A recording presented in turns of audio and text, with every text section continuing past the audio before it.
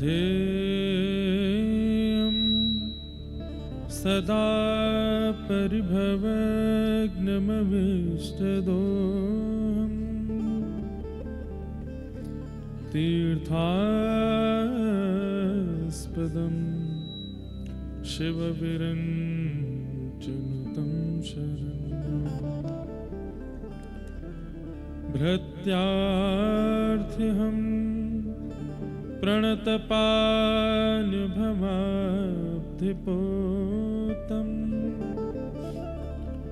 वन्दे महापुरुषते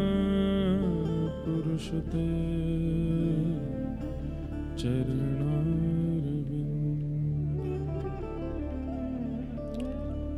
अस्ति स्वस्तरुणीकराग्रविगलत् कल्पप्रसूनाप्लुतम्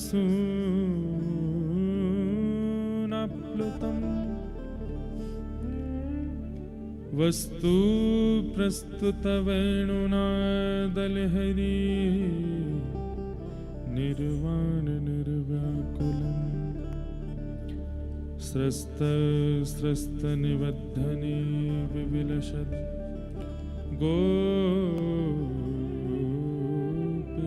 गोपीसहस्राव्रतम् हस्तन्यस्तनतापवर्गमखिलो दारं किशोराकृति कृष्णत्वदीयपदपङ्कजपञ्जरान्ते अद्यैव मे विशतु मानसराजहंस प्राणप्रयाणसमये कफवातपित्तैः कण्ठावरोधनविधौ स्मरणं कुतस्ते लक्ष्मीनाथसमारम्भां नाथयामुनमध्यमाम् अस्मदाचार्यपर्यन्तां वन्दे गुरुपरम्पराम्। जय जय श्री राधारमण जय जय नवल किशोर जय गोपी चित चोर प्रभु जय जय माखन चोर जय जय राधारमण हरि बोल जय जय राधारमण हरि बोल जय राधारमण हरि बोल जय जय राधारमण हरि बोल जय जय राधारमण हरि बोल जय जय राधारमण हरि बोल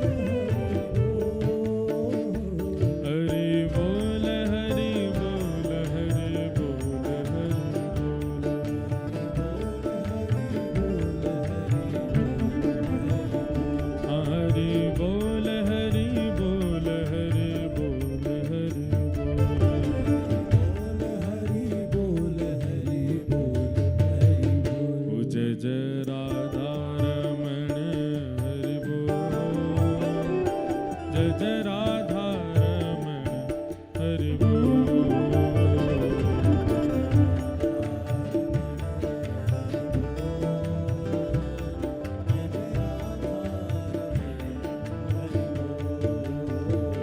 जय जय राधा रमण हरि बोल।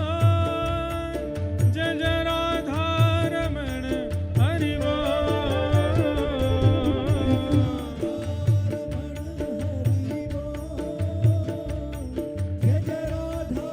रमण हरि बोल। गाइए हे हरि बोल हरि बोल हरि बोल हरि बोल हरि बोल हरि बोल हरि बोल हरि बोल हरि बोल हरि बोल हरि बोल हरि बोल। हे हरि बोल हरि बोल हरि बोल हरि बोल हरि बोल हरि बोल हरि बोल हरि बोल हरि बोल हरि बोल हरि बोल हरि बोल हरि बोल हरि बोल हरि बोल हरि बोल हरि बोल हरि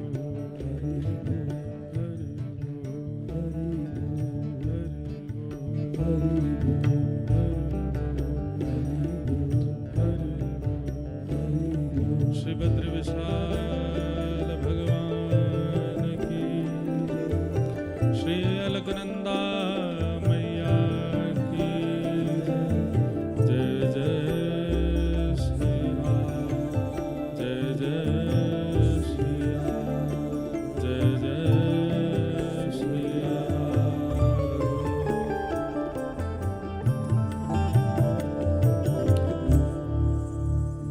बोलो बद्री नारायण भगवान की, नर नारायण भगवान की, श्री अलकनंदा मैया की, श्री कुबेर जी महाराज की, श्री गरुण जी महाराज की, देवर्षि नारद जी महाराज की, श्री उद्धव जी महाराज की,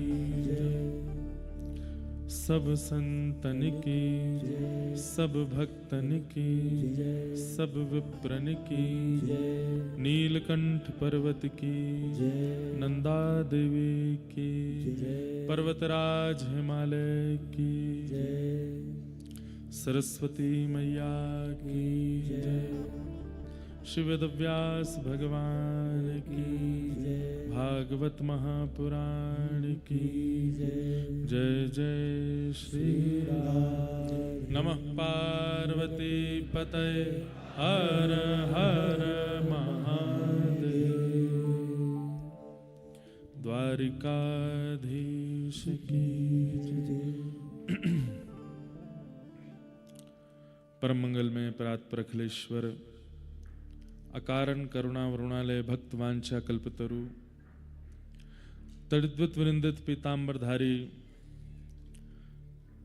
श्री बालकृष्ण लाल की, बद्रविशाल भगवान की शब्दमयी वाणीमयी वांगमयी प्रतिमूर्ति हम आप सबके मध्य में विराजमान, जिनका प्रादुर्भाव इसी भूमि पर हुआ, ऐसी श्रीमद् भागवत जी को बारंबार प्रणाम। कल कल निनाद करती गंगा श्री अलकनंदा मैया को प्रणाम, एवं समस्त जीवात्माओं के उद्धार के लिए, कल्याण के लिए तप में विराजमान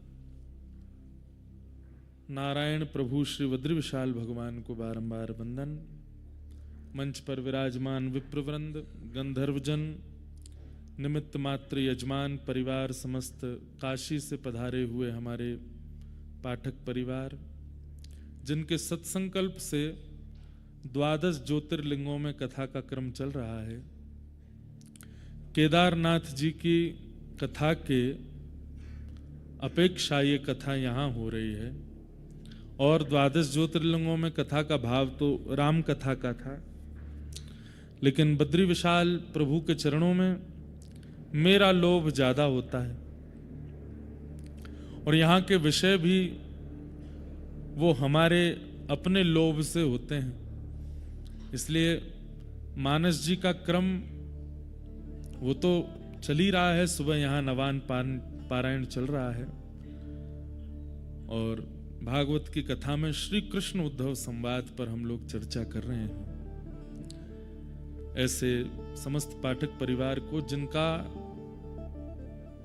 अतिशय भाव, तीर्थों में कथा कराना कोई सामान्य बात नहीं होती, और उसमें भी जहां पर व्यवस्थाएं बहुत व्यवस्थित नहीं हैं, वहां कथाओं का क्रम रखना भी बहुत मुश्किल होता है।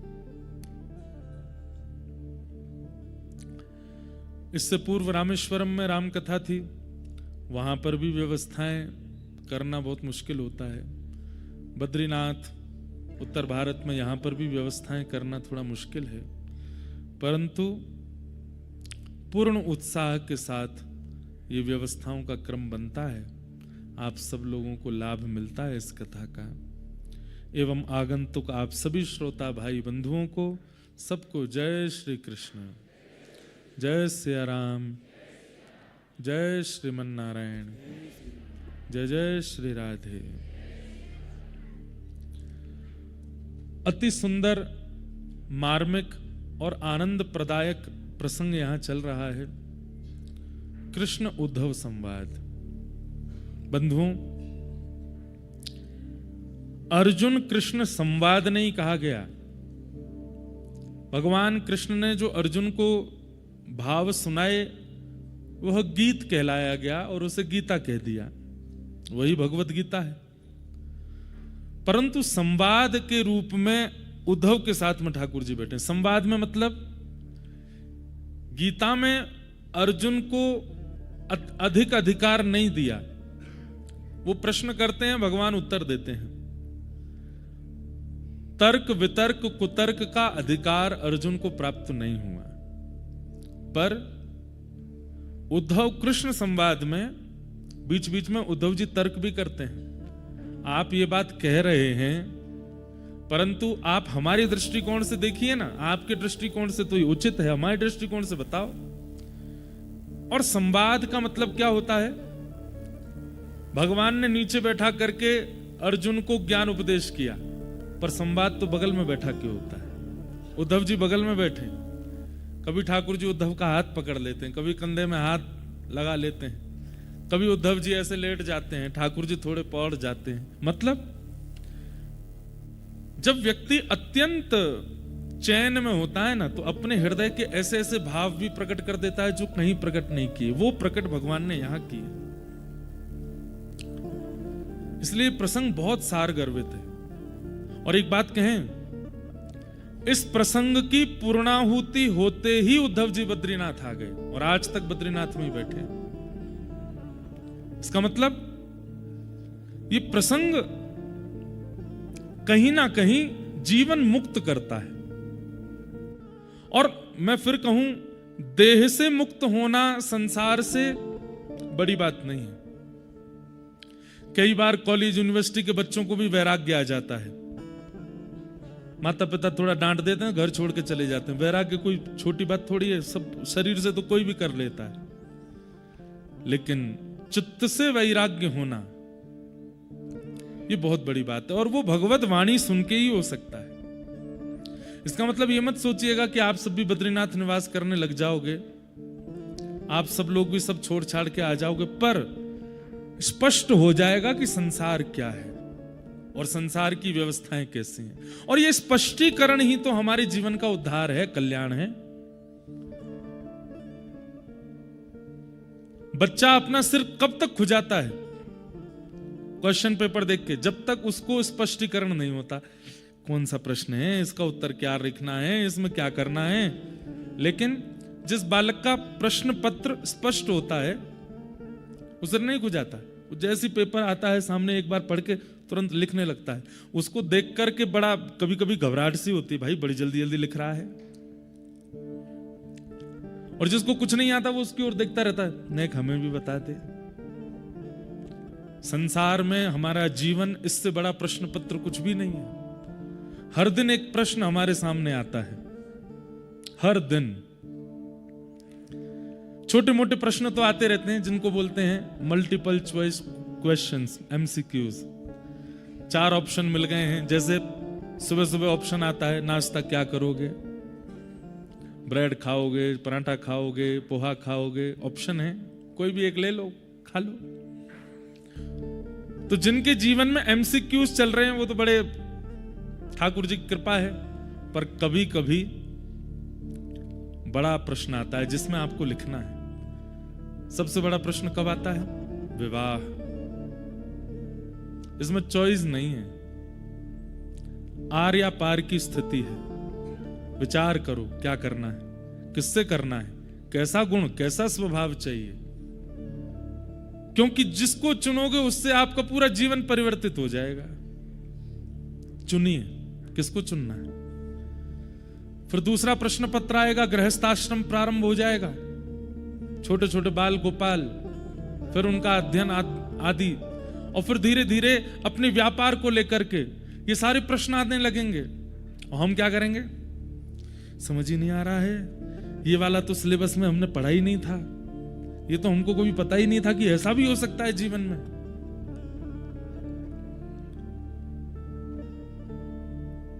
ये जो संवाद आप सुन रहे हैं, कृष्ण उद्धव संवाद, ये उस प्रश्न पत्र के एक प्रकार से गाइड बुक है।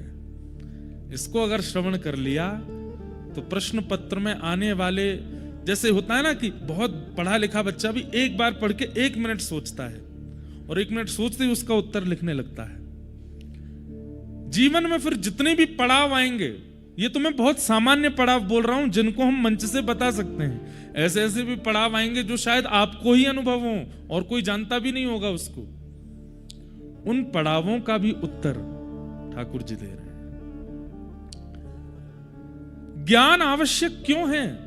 क्योंकि ज्ञान असमंजस्य से परे कर देता है। फिर व्यक्ति व्यथित नहीं होता, फिर व्यक्ति असमंजस में नहीं पड़ता, व्यक्ति रुकता नहीं है। व्यक्ति को पता है मुझे क्या करना है। इसलिए ये बहुत आवश्यक है। सब चीज का अर्थ सब छोड़ करके विरक्त हो जाना मत समझा कीजिए।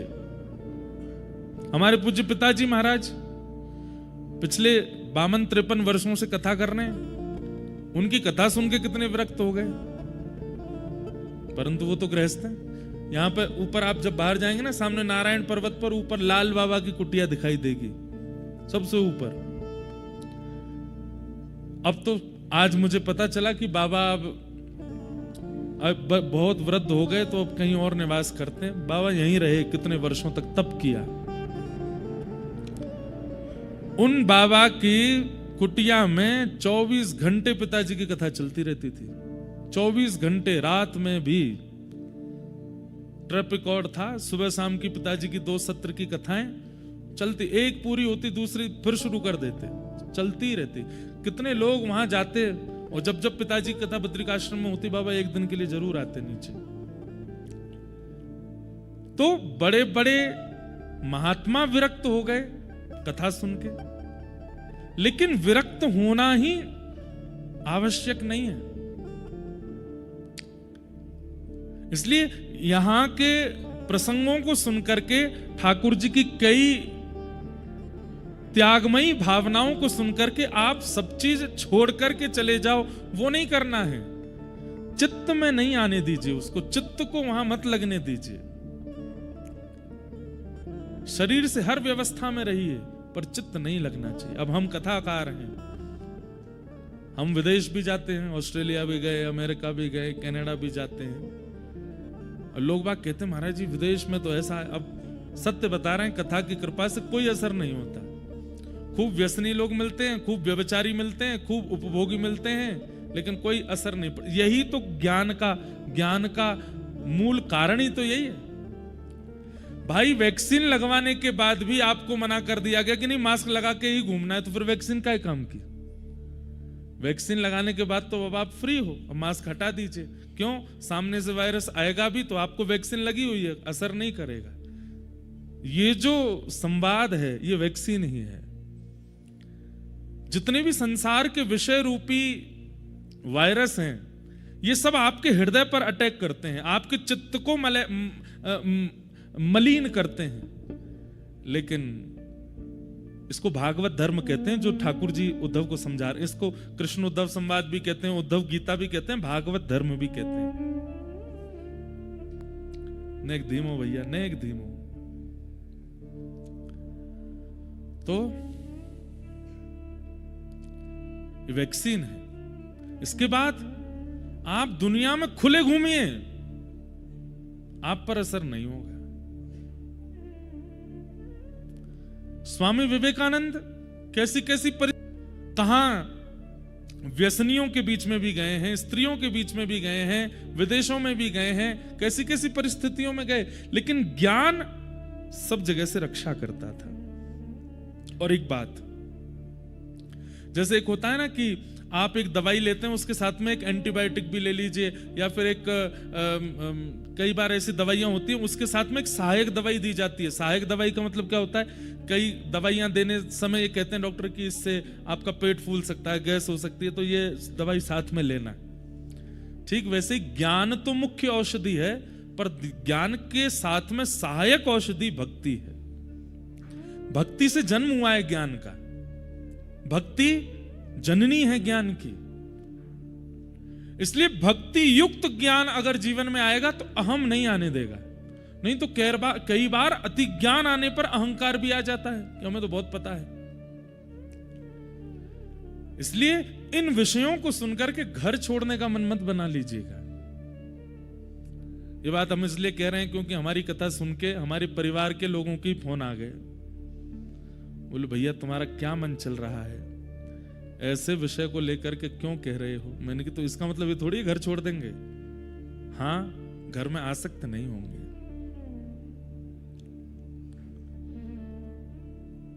हम आपको अपने मन की बात बहुत बताना चाहते हैं पर हम स्तब्ध हो जाते हैं। बद्रीनाथ में आता हूं ना, मेरा यहां से जाने का मन नहीं करता। हम रहते वृंदावन में हैं, वृंदावन में सब करते हैं, वृंदावन के प्रति एक अलग प्रेम है। पर ये बात याद रखना, जिससे बहुत प्रेम हो ना उससे थोड़ी दूरी बना के ही रखो, प्रेम बना रहेगा। और वो ठाकुर जी करवा रहे हैं हमसे, क्योंकि हम कथाओं में रहते हैं तो वृंदावन से थोड़ा दूर तो रहते हैं, इसीलिए वृंदावन की याद, वृंदावन के रसिकों की चर्चा, वृंदावन की पद पदावली, वृंदावन की लीलाएं वो सहज ही कथा में इतनी सुंदर प्रस्तुत हो जाती हैं। क्यों? वृंदावन से वियोग है। यहां आते हैं तो यहां से जाने का मन नहीं होता, मन होता है कि यहीं रुक जाएं, यहीं डट जाएं, यहीं रहें। अच्छा, परिवर्तन कैसा हुआ? जब मैं पहली बार बद्रीनाथ आया तो मेरा मन केवल बद्रीनाथ भगवान के दर्शन में ही लगता था और मुझे कुछ देखने का इच्छा नहीं होती थी। दूसरी बार बद्रीनाथ आया तो श्री गंगा जी और बद्रीनाथ दोनों को देखने का मन होता। तीसरी बार जब आया तो सरस्वती जी माना में, उनको भी दर्शन का मतलब हर बार। अब इस बार ये हुआ है, हम बद्री विशाल भगवान को तो एक बार देखते हैं, बस दूर से एक क्षण देखते हैं। पहले मैं 1.5 घंटे बैठता था मंदिर में, अब बस एक बार देखते हैं। और इच्छा होती है यहाँ संतों के पास बैठें, उनसे बात करें, यहाँ के रहने वाले, निवास करने वाले, यहाँ तप करने वाले महात्माओं के कैसे भी दर्शन हो जाएं। नित्य प्रार्थना करते हैं कि हम कहीं घूमने निकलें अकेले, कहीं पहाड़ पर, कहीं मार्ग में कोई महात्मा मिल जाए, कोई रसिक संत दिख जाए, कोई अवधूत मिल जाए, कोई भगवत प्राप्त सामने आ जाए, ये इच्छा होती है। ज्ञान यही करता है, ये भागवत धर्म ऐसी ही स्थिति करेगा। आप संसार छोड़ेंगे नहीं पर पूर्ण रूप में उसमें रमेंगे भी नहीं, और ये अच्छा है।